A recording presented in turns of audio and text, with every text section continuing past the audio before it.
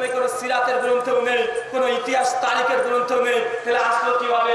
বক্তারা মানুষের মনোরঞ্জন করতে করতে এইভাবে নিজেরা এই ঘটনাকে বানিয়ে মানুষের কাছে পেশ করছে। আর মানুষ ভাবছে বাপ রে বাপ, দেখেছিস মাছ কত খায়। ভাই কথা কেউ বুঝতে পারছেন? যে কথা বললাম প্রথম থেকে শেষ পর্যন্ত গোটাটাই যা, গোটাটাই মিথ্যা, একটা তোমাদের কথা নয়, একটা এই অংশের একটা অংশ হাদিসের নয়, একটা ওটা তাফসীরের কোনো গ্রন্থে নেই। এটা আমার মতো বক্তারা তৈরি করেছে আপনাদের মনোরঞ্জন করার জন্য।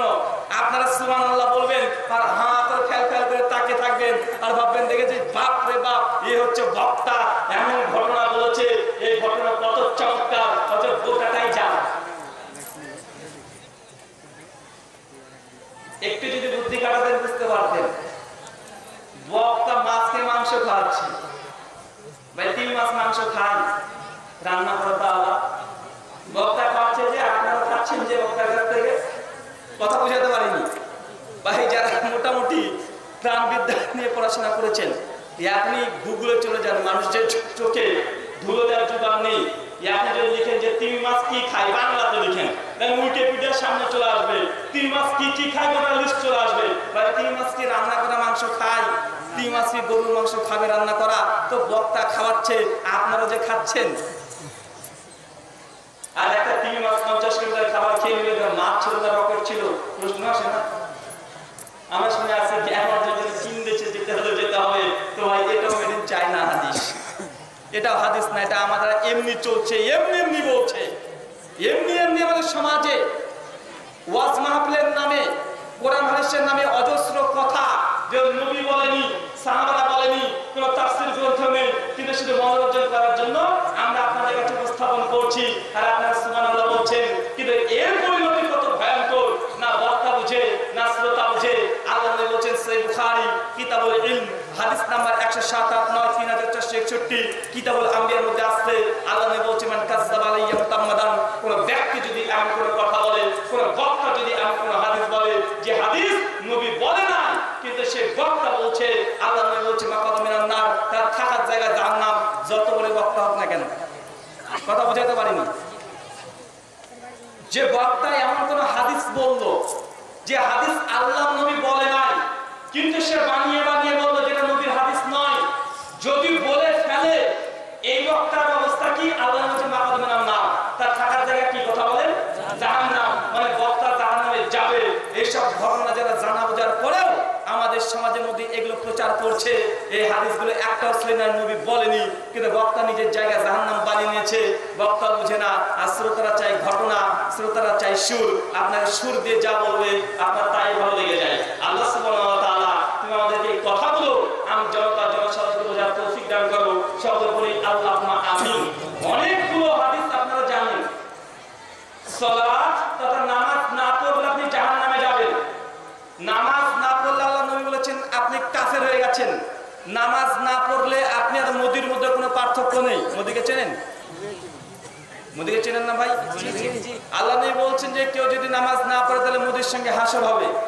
হুজুর কি বলে? মোদির সঙ্গে হাসর হবে, হাদিসে থাকতে পারে নাকি? যে ওইরকমই আছে একটু। তাবরানী আওসাত হাদিস নাম্বার 1859। আল্লাহ নবী বলেন যে ব্যক্তি সালাতকে ত্যাগ করে দিয়েছে, নামাজ পড়ে না, এর হাসর হবে 1 নম্বর ফেরাউনের সঙ্গে, 2 হামানের সঙ্গে, 3 নমরুদের সঙ্গে। সেই জমানের ফেরাউন, হামান, নমরুদ আপনি ধরে নিতে পারেন না, আপনি এখন নদীর পেছনে উঠবেন।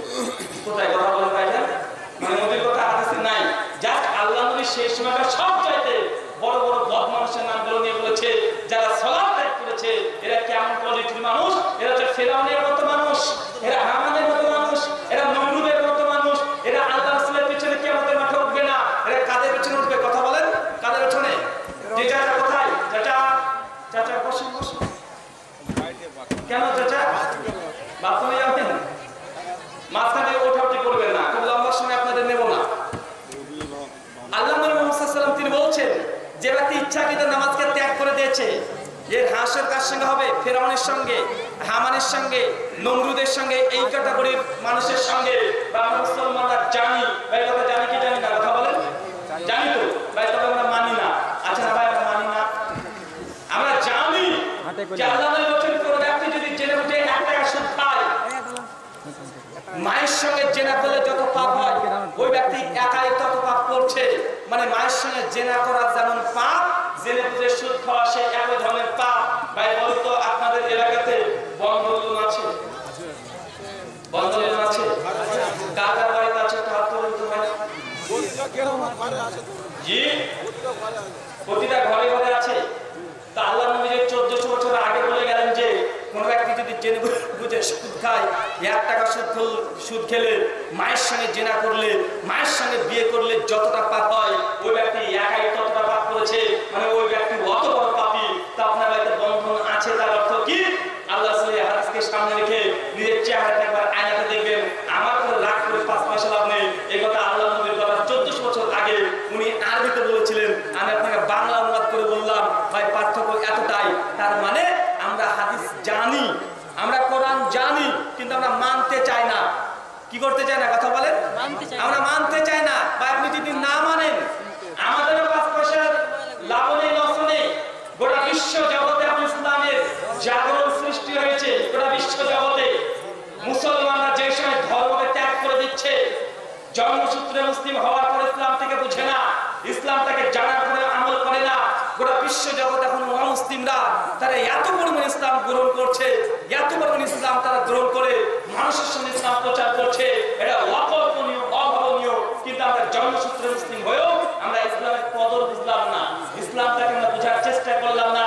ট্র্যাডিশনাল ভাবে শুধু আমরা শুকুর মুন্সি হয়ে থেকে গেলাম। শুকুর মুন্সি বোঝেন? আপনাদের এলাকায় শুকুর মুন্সি কেউ আছে? কার নাম শুকুর মুন্সি? কেউ শুকুর মুন্সি নেই ভাই? শুকুর মুন্সি আমাদের দেওয়া নাম। এটা যে ডিজিটাল নামাজি যারা, তাদেরকে আমরা বলি শুকুর মুন্সি। মানে যে শুধুমাত্র শুক্রবারে জুমাতে নামাজ পড়তে যায় ওনার শুকুর মুন্সি। কি বলেন তো ভাইজান? এখন বলেন তো আপনাদের এলাকায় শুকুর মুন্সি আছে? কে কে শুকুর মুন্সি বলে একটু হাত তোলেন তো ভাইজান। হাত তুলতে বলে কিছুতে হাত তুলে দেবে ভাই। আচ্ছা, কারা কারা বিড়ি খান একটু হাত তোলেন তো। বিড়ি কে কে খান একটু হাত তোলেন তো ভাই। কি বলেন না, হাত তুলেন না কেন? মানে খাই। আপনি খান? এই ক্যামেরা নিয়ে যাবো, ক্যামেরা ঘোরাও। হেভি লাগছে দেখতে আপনাকে তো। মাশাআল্লাহ, উনি বিড়ি খান, বাপের বাটা। জি চাচা? না না, উনি খায়, স্বীকার করেছেন। না না, আপনি ভালো মানুষ, সমস্যা নেই। আপনি বিড়ি খান, সমস্যা নেই, কোনো সমস্যা নেই। তো বিড়ি যখন খাবেন, ভাইজান আমরা আম খাই, কারা কারা খাত তোলেন? তবে আম, ম্যাঙ্গো দেখুন কত মানুষ খায়। তো ভাই যখন আপনি আম খান, আপনার স্ত্রী বা বউ বা বোন যদি থাকে, তাকে আপনি দেন না যে বোন তুই একটু খা, বা মা তুমি একটু খাও, দিয়ে দিই না? আমরা তো দিই। তো ভাই যারা বিড়ি করো, বিড়ি খাই, আপনার মেয়েকে কখনো দিয়েছেন মা তুই একটা মার? কেন রে ভাই দেন না কেন? আম খেলে আমরা আম দিই। মিষ্টি যদি নিয়ে আসি, মিষ্টি আমিও খাই, বউটাকেও দিই, মেয়েটাকে দিই, মাকেও দিই। আমি যদি একবার কলা এক কামড় খাই, বেটা বলে বেটা তুইও খা। তো আপনি যারা বিড়ি খোর, সিগারেট খোর, তারা বলবেন আপনি একটা মারবেন, আর বেটাকে বলবেন এটা তুই একটা মার। কারণ আপনি একটু আগে কলা অর্ধেক খেয়েছেন, অর্ধেক বেটাকে দিয়েছেন, কলা একটু আপনি খেয়েছেন, মেয়েটাকে একটু দিয়েছেন। তো ভাই বিড়ি যদি হালাল খাবারই হবে, ভালো খাবারই হবে, তো বউটাকে আপনি কেন দেন না, মেয়েটাকে কেন দেন না? তার অর্থ বোঝা যাচ্ছে এই বিড়ি সিগারেট জর্দা এগুলো একটাও হালাল না, এগুলো হারাম। তাদের আপনার বিবেক বলছে এগুলো খাওয়া যাবে না, কিন্তু আপনি তারপরে খান। ভাই খাই কি খায় না? কথা বলেন। কি আর করবো, হুজুররাই তো খায়। হুজুররাই তো জর্দা দেশে আপনি ছাড়তে পারেনি, আমজনতা বাদ দেন। অনেক হুজুর আছে জর্দা দিয়ে পান খায়, আর অনেক মুসল্লি আছে, মুসল্লি গিয়েছে রুকু দিতে গিয়েছে, বুক কবর থেকে বিড়ি প্যাকেট পড়ে গেছে, লুকাচ্ছে। ভাই আমার কাছে কথা বলেন। আর হুজুর আছে, ও আমার মসজিদে ঢোকার আগেই একটু জর্দা অথবা একটু দুল করে আবার টেমরে গুজে রেখেছে, বা মসজিদের একদম ওই কোনার মধ্যে লুকিয়ে রেখেছে বা গুটিয়ে রেখেছে। আশ্চর্য অবস্থা। আল্লাহ নেই বলছে কুল্লু মুশকিল খামরুন, কুল্লু খামরুন হারামুন। যে জিনিস খেলে মানুষের মধ্যে নেশা তৈরি হয়, এর সবগুলো হারাম।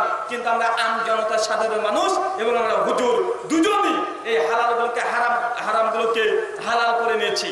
সেই বুখারী হাদিস নাম্বার 5590 আল্লাহ বলেন কিয়ামত ততক্ষণ হবে না যতক্ষণ না পর্যন্ত আমার উম্মতের মধ্যে এক শ্রেণীর মানুষ থাকবে যারা বাদ্যযন্ত্রকে, গান গান বাজনাকে হালাল মনে করে নিচ্ছে, আর যতক্ষণ পর্যন্ত হারাম খাবারগুলোকে, নিষিদ্ধ দ্রব্যকে হালাল মনে না করছে, ততক্ষণ কিয়ামত হবে না। ভাই কয়টা এখানে আল্লাহ বলেছে? দুইটা। এক, বাদ্য যন্ত্রকে জায়েজ মনে করে নেবে, গান বাজনাকে মনে করবে জায়েজ। গান বাজনা ছাড়া আপনার ঘুম আসে না।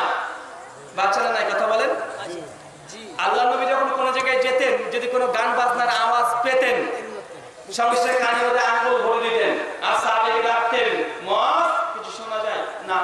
যতক্ষণ আল্লাহ নবী বলতেন শোনা যায় না, সাহাবীরা বলতেন তখন কান থেকে আঙ্গুল নামাতেন না।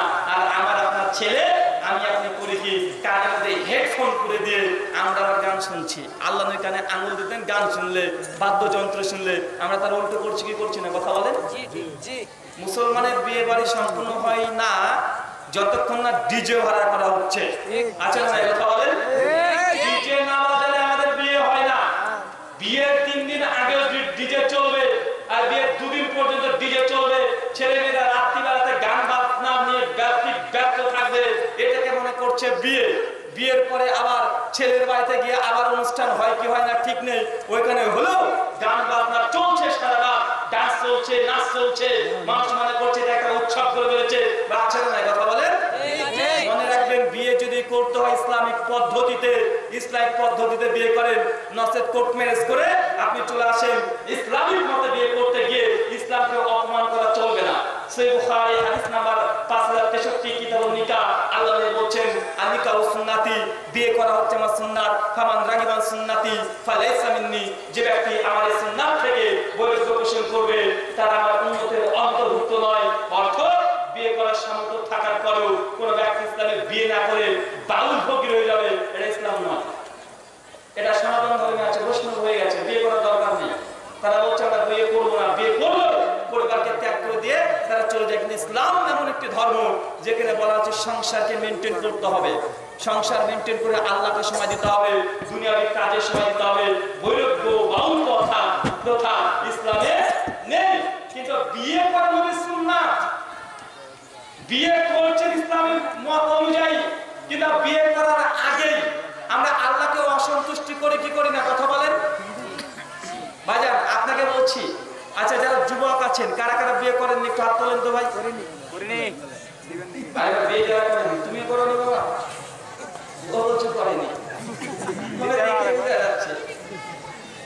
আচ্ছা যারা বিয়ে করতে চান কিন্তু আব্বা আম্মা দেয় না, এরকম ব্যক্তি কারা কারা আছে হাত তোলেন তো ভাই। অনেক ছেলেরা আছে বিয়ে করতে চায় কিন্তু আব্বা আম্মা দেয় না, কেন জানেন?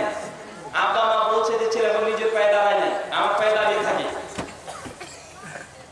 আল্লাহ নবী বলছেন যে বিয়ে করা হচ্ছে নবীর সুন্নাহ, আর যে ব্যক্তি নবীর সুন্নাহকে পরিত্যাগ করেছে ফালাইসা মিন্নি, সে আমাদের দলভুক্ত নয়। তারা তো বিয়ে যখন করবেন ইসলামী শরিয়াকে মেনটেন করে করবেন। প্রত্যেকটা ধর্মের মধ্যে বিয়ে করার একটা প্রথা আছে, আছে না কথা বলেন?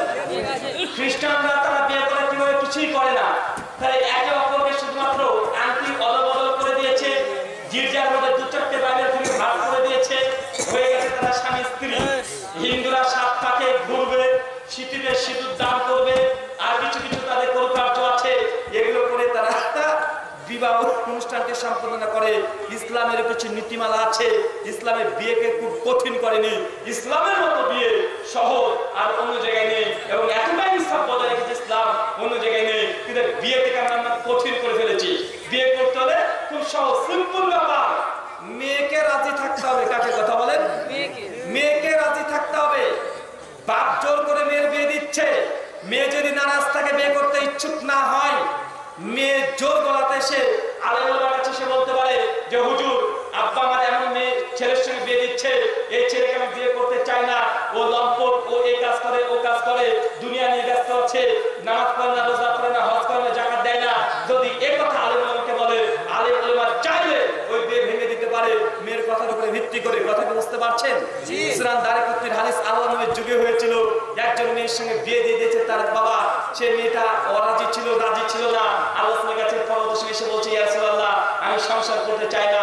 আল্লাহ তখন বললেন তুমি যদি চাও বিয়ে আপনি ভেঙে দিতে পারো। এই হাদিসের আলোকে সমস্ত উলামারা একমত, মেয়ে যদি রাজি না থাকে, বাপ মা যদি জোর করে মেয়েদের বিয়ে দিতে চায়, ইসলাম এই বিয়েটাকে দিচ্ছে না, বরং দিয়ে ফেললে ওই মেয়ে বিয়ে ভঙ্গ করার এখতিয়ার রাখে। কথা কি বুঝতে পারছেন? তাহলে মেয়েকে রাজি থাকতে হবে। 2, মেয়ের বাপ অথবা গার্জিয়ান, যেটাকে আমরা ওয়ালি বলি, ওয়ালিকে রাজি থাকতে হবে। 7 বছরের সম্পর্কে যুবক তোমার, সে ক্লাস 7 থেকে তুমি প্রেম করতে মেয়েটার সঙ্গে, হঠাৎ করে মেয়েটা এসে বলছে ফোন করে, দেখো তুমি তো কোনো কাজ করতে পারলে না, চাকরি করো না, অতএব আমার সামনের সপ্তাহে বিয়ে, এই দেখো আমাকে দেখতে এসেছিল, দিন ঠিক হয়ে গেছে। রাত্রিবেলা মেয়েটাকে পরের দিন নিয়ে ভেগে গেলেন, পালিয়ে গেলেন, একদম কোর্ট ম্যারেজ করলেন বন্ধুর সাক্ষীর ভিত্তিতে।